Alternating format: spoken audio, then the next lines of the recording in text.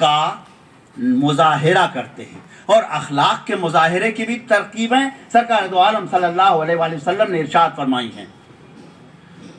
سلام کو عام کرو اور بھوکے کو کھانا کھلاؤ۔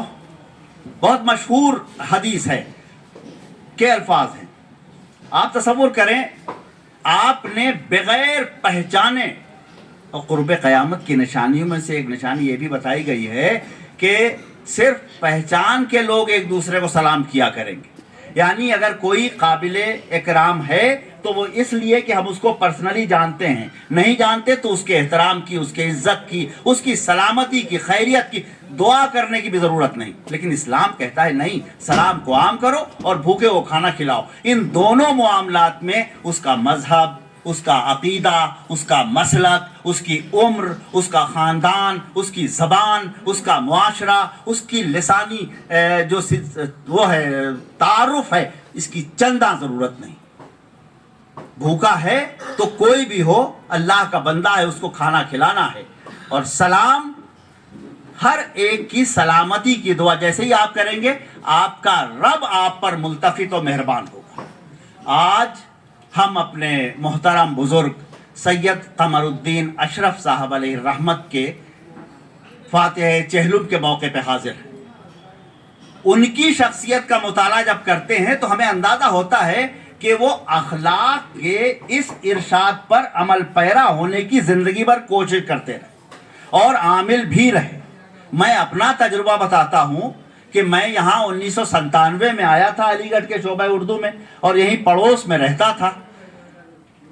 حاضر ہوتا، جب بھی حاضر ہوتا ممکن ہی نہیں کہ کھانا کھائے بغیر گیا ہوں، اس لیے کہ ان کا خیال تھا کہ اکیلے رہتا ہے تو اس کو کھانا ضرور کھلاؤ۔ اور میرے جیسے کتنے ہیں کہ جو جب حاضر ہوتے ملاقات کے لیے تو ان کو کھانا ضرور کھلایا جاتا۔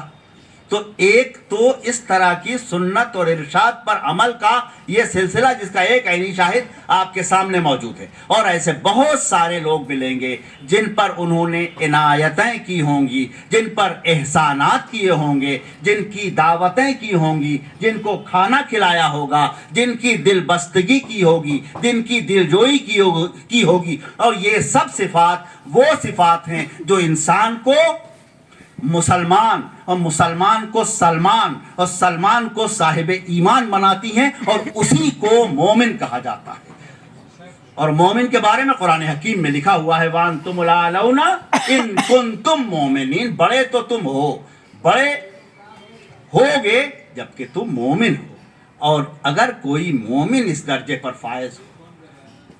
سید قمر الدین اشرف صاحب ایک ایسے خانوادے سے متعلق تھے جس کا بہت اثر ہے ہندوستان کے مسلمان عوام پر۔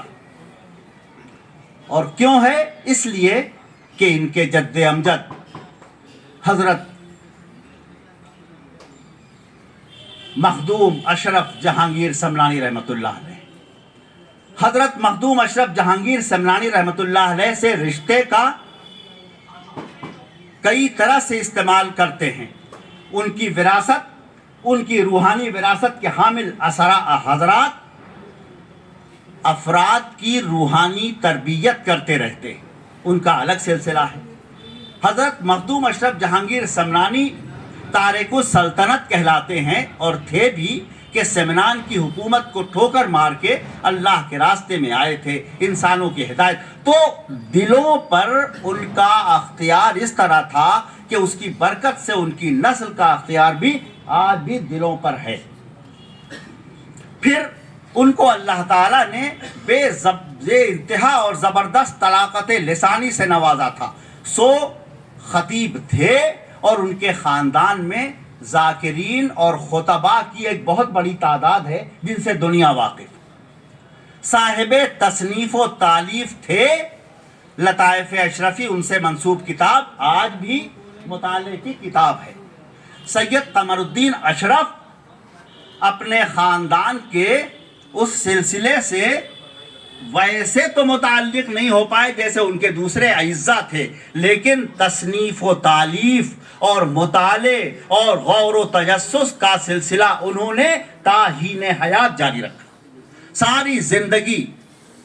اور مطالعے میں بھی مطالعے کی جہتیں مخصوص تھیں. ظاہر سی بات ہے کہ ہم سب چیزیں تو پڑھ نہیں سکتے اور کوئی سب چیزیں نہیں پڑھ سکتا. پروفیسر صفدر اشرف اگر طب کے عالم ہیں تو فقہ کے عالم ہونا ان کا ممکن نہیں. اگرچہ پہلے زمانے میں حضرت شاہ عبدالعلی معاصی فرماتے ہیں کہ آپ فاضل درس نظامی ہیں اور طبیب نہیں, تو پھر آپ کی فضیلت درس نظامی کسی کام کی نہیں. لیکن ہمارے سامنے بہت سارے فاضلان طب یونانی بیٹھے ہوئے ہیں اور دوسرے مراحل کے اور دوسری جہتوں کے اور علم کی دوسری شاخوں کے ماہرین موجود ہیں. تو اب یہ سلسلہ آج تو مہارت کا دور ہے.